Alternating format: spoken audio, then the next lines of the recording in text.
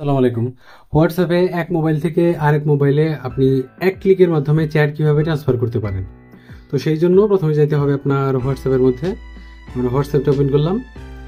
WhatsApp open করার পর এখানে থ্রি লাইনের মধ্যে ক্লিক করবো, ঠিক আছে। তারপরে এখানে সেটিংসের মধ্যে ক্লিক করার পরে আমরা এখানে চ্যাটস যে অপশনটা আছে, চ্যাটস অপশনের মধ্যে ক্লিক করবো, ঠিক আছে।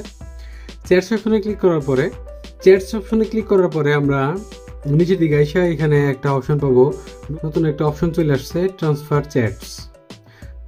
চ্যাটস এর মধ্যে ক্লিক করবো, ঠিক আছে। এখানে দেখতে পাচ্ছেন transfer chat history to Android phone, ঠিক আছে, শুধুমাত্র অ্যান্ড্রয়েড ফোনের জন্য।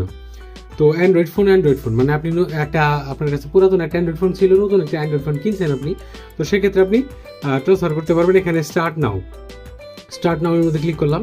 তারপরে এখানে কন্টিনিউর মধ্যে ক্লিক করতে হবে, পারমিশন দিতে হবে, ঠিক আছে। তারপরে এখানে অ্যালাউ করতে হবে। তো অ্যালাউ করার পর আপনি এখানে উপরে লেখা দেখতে পাচ্ছেন, দেখেন এখানে কিউআর কোড স্ক্যানের জন্য কিন্তু ক্যামেরাটা খুলে গেছে। উপরে লেখা দেখতে পাচ্ছেন download WhatsApp on your new phone. আপনার নিউ ফোনে নতুন হোয়াটসঅ্যাপটা আপনি ডাউনলোড করবেন এবং সেম নাম্বার দিয়ে রেজিস্ট্রেশন করবেন। তারপরে use this phone to scan the QR code shown on your new phone.